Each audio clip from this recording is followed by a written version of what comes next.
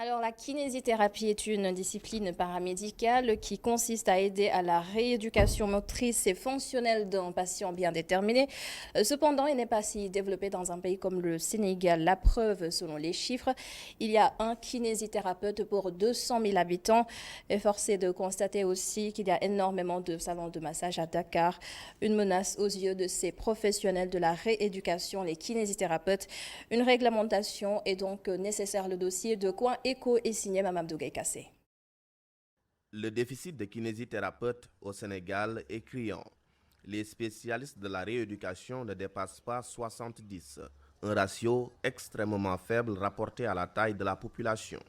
C'est un kinésithérapeute pour 200 000 habitants. Cette discipline paramédicale nourrit pourtant bien son nom. Quand on est kinésithérapeute, on ne chôme pas en fait. Même si la fonction publique ne te prend pas, en fait, même dans le privé, tu peux bel et bien travailler. Parce qu'en fait, la ressource humaine est déficiente au Sénégal. Donc pour 15 à 16 millions d'habitants, vous avez moins de 70 kinésithérapeutes en activité. Vous faites le ratio, vous voyez carrément qu'on est déficitaire. Ici, au service de médecine physique et de réadaptation de l'hôpital Fann de Dakar, Amala Magatsei y officie en tant que technicien supérieur de santé en kinésithérapie. Il insiste sur la formation et pointe la responsabilité de l'État sur le désordre qu'il y a dans ce secteur. Pour pratiquer la kiné, il faut être un masseur kinésithérapeute diplômé d'État. Et on retrouve, par exemple, par exemple, des salons de massage, des gens qui disent qu'ils sont masseurs. Parfois, ils font des actes de kiné sans pour autant se fier au texte. Et là, c'est l'État qui doit faire la police. Notre association ne peut faire que dénoncer. Cette insuffisance des ressources humaines expose cette profession au danger de l'usurpation. Aujourd'hui, elle est prise d'assaut pratiquée en toute clandestinité par des aventuriers et par des salons de beauté qui proposent des séances de massothérapie. Une pratique mise à nu par l'affaire Sud Beauté. Un mal qui a fait beaucoup de bien aux professionnels. Ces derniers ont vu leur patientèle exploser. Depuis qu'il y ait quand même beaucoup de plateaux télé, beaucoup de discussions sur cette affaire, que les kinésithérapeutes sont remontés pour expliquer leur métier, là, les gens ont pris conscience. Les gens prennent leur téléphone, ils appellent des spécialistes. Donc là, quand même, c'est un point positif, je peux dire, sur cette affaire. Contrairement à certaines allégations, la consultation est très accessible. Elle est fixée entre 3 000 et 5 000 francs par séance dans les hôpitaux publics.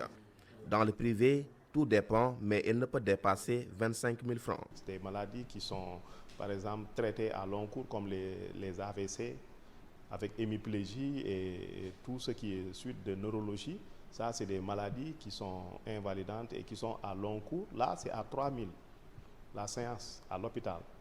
Mais pour les autres cas, il y a 5 000 francs, qui est le tarif le plus élevé. La formation en kinésithérapie dure 3 ans, Bac plus 3. Elle est sanctionnée par un diplôme d'État. Au Sénégal, les adeptes de cette profession n'ont pas de titre comme docteur ou professeur car c'est une discipline paramédicale, autrement dit, elle accompagne les autres spécialités de la médecine conventionnelle.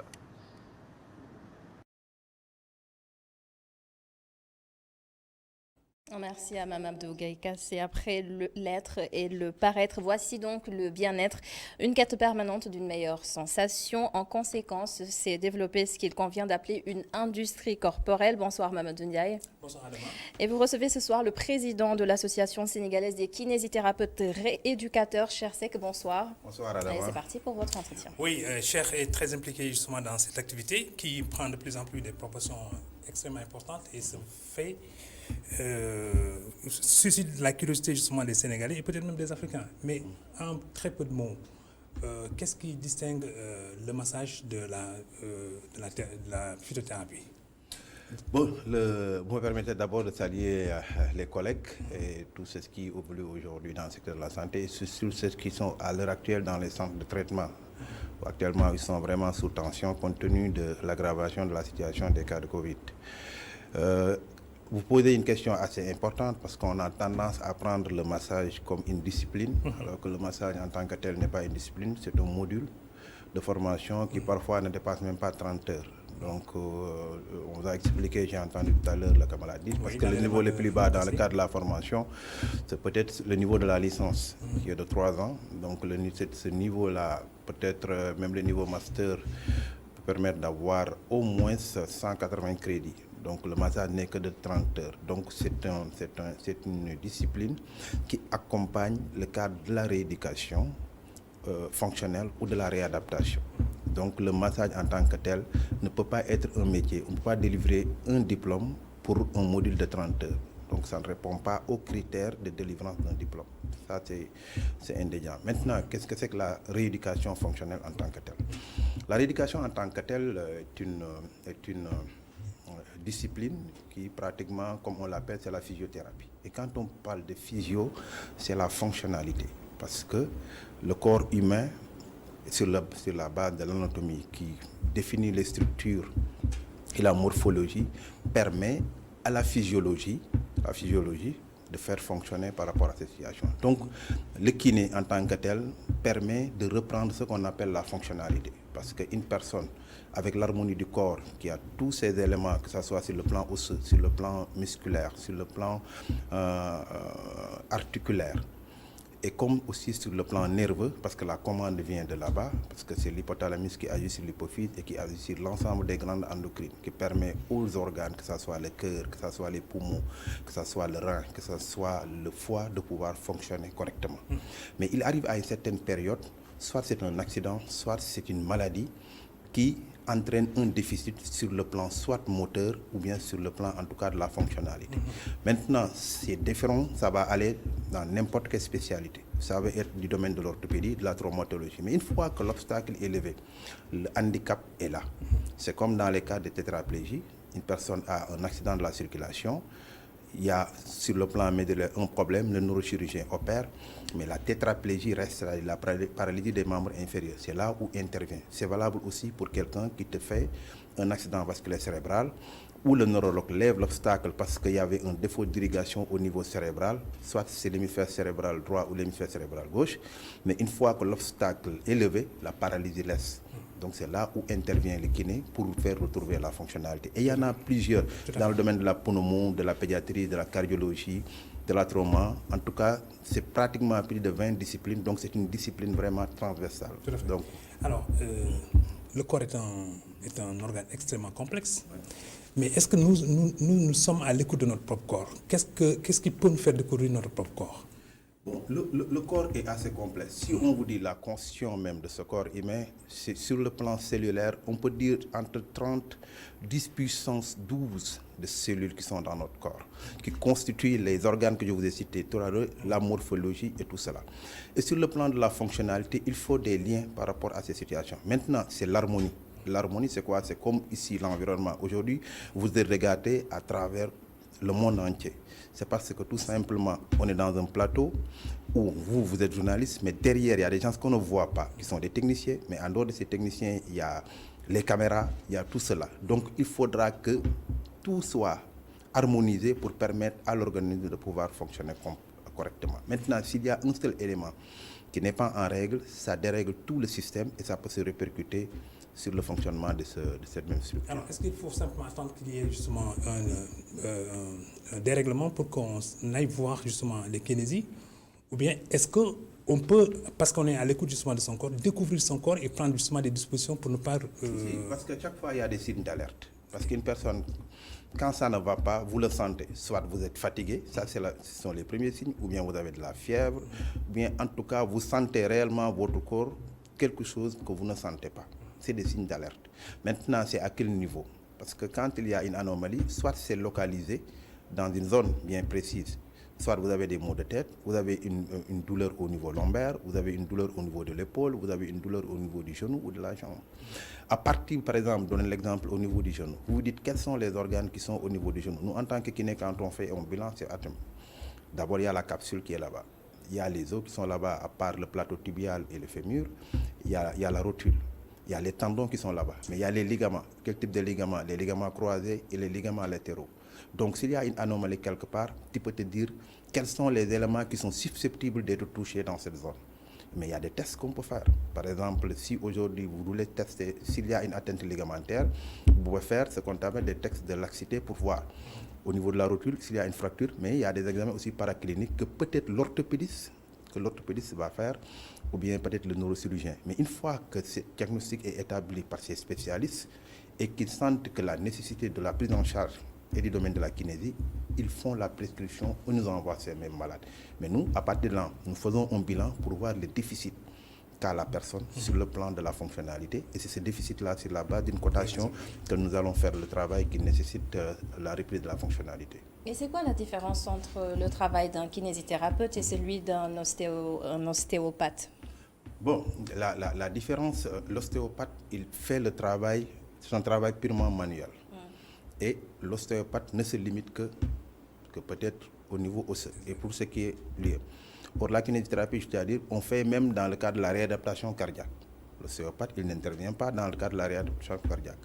Dans le domaine de la il y a des niveaux aussi d'atteinte parce que la personne, elle est purement manuelle.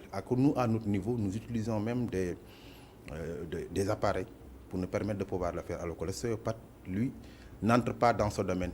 Tout ce qu'il fait, c'est beaucoup plus manuel que peut-être électronique ou utilisant des appareils.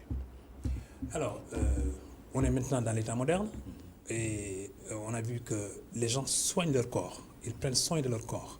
En fait, il y a même peut-être un désir d'esthétique pour donner de son corps justement une certaine visibilité attractive.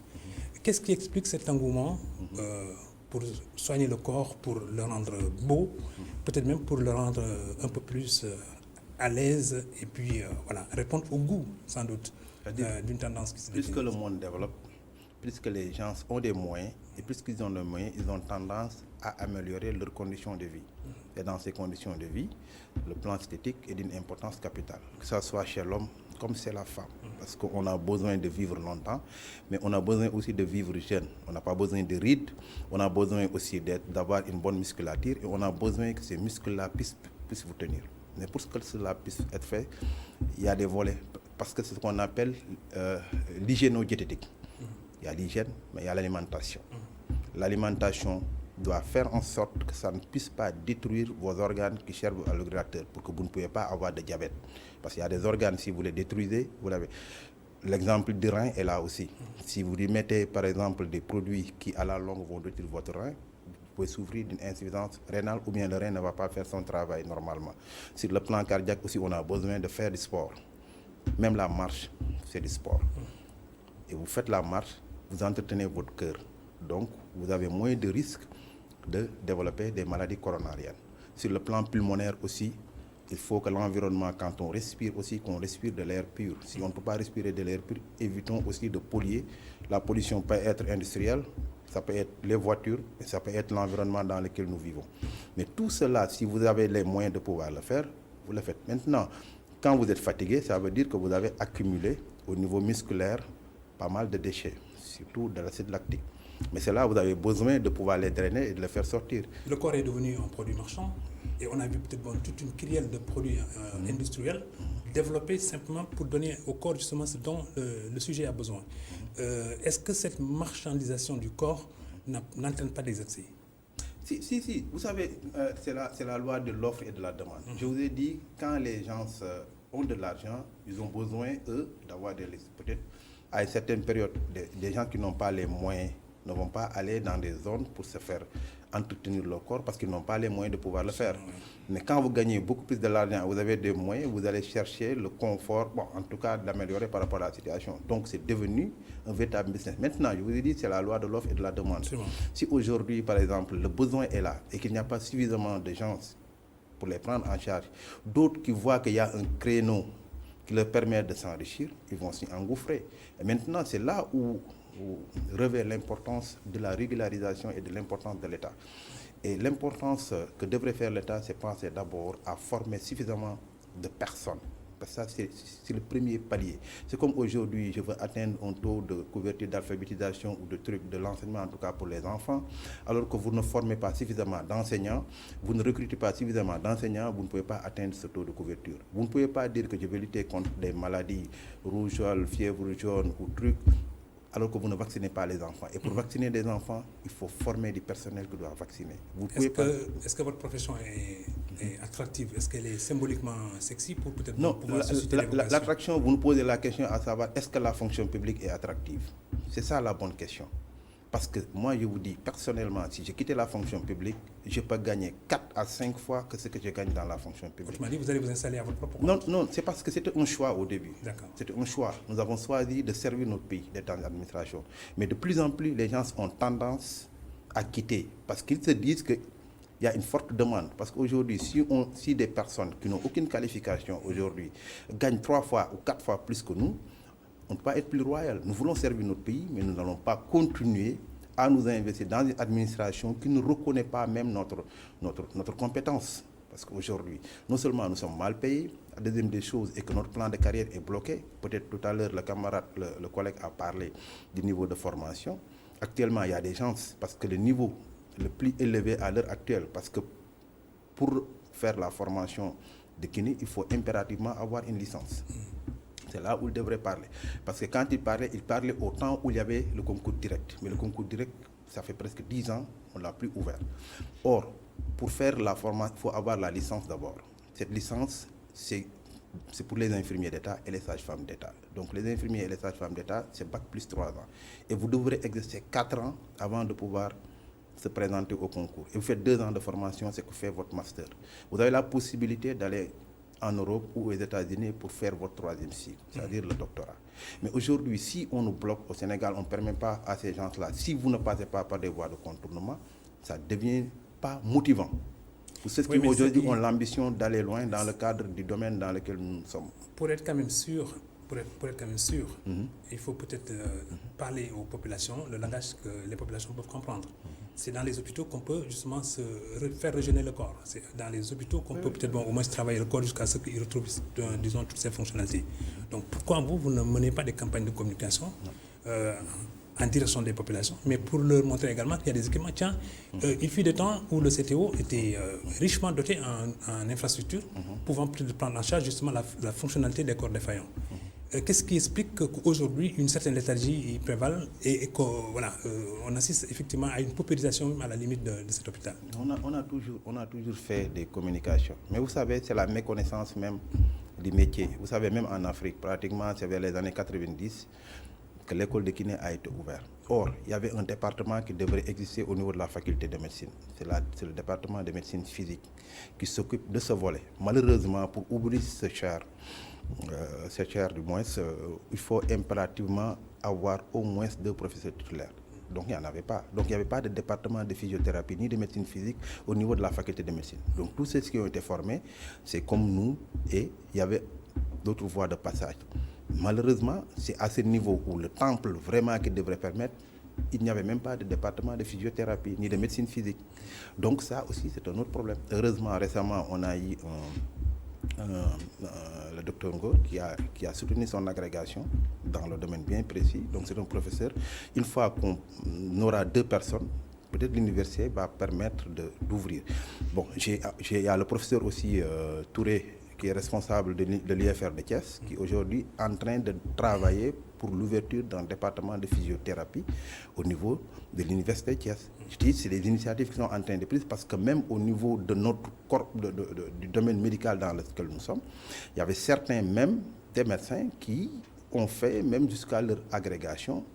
Peut-être s'ils ont fait des modules de médecine physique ou de réadaptation, ça n'a pas de post-centre. Si on prend un professeur qui est dans le domaine aussi pointu que la neurochirurgie, vous dira que je n'ai jamais fait de 60 heures de médecine physique, ça prouve légèrement que même il y a des problèmes dans notre même propre secteur. Et ça, l'ignorance même, c'est à l'intérieur de même. Donc si au niveau de la faculté de médecine et de pharmacie, qu'on essaierait d'ouvrir ce département-là, et les autres universités, les autres IFR, parce que ce n'est plus universitaire, parce qu'à Saint-Louis, il y a un département de santé, à Ziguinchor, il y en a, et à Thiès, il y en a. Et ça, voilà. Ça permettra de pouvoir régler en partie le problème. Voilà, c'est un sujet inépuisable, mais peut-être que les gens prendraient encore mieux soin de leur corps en s'adressant effectivement à des professionnels, parce qu'il y a de la matière grise pour prendre en charge effectivement ces questions-là.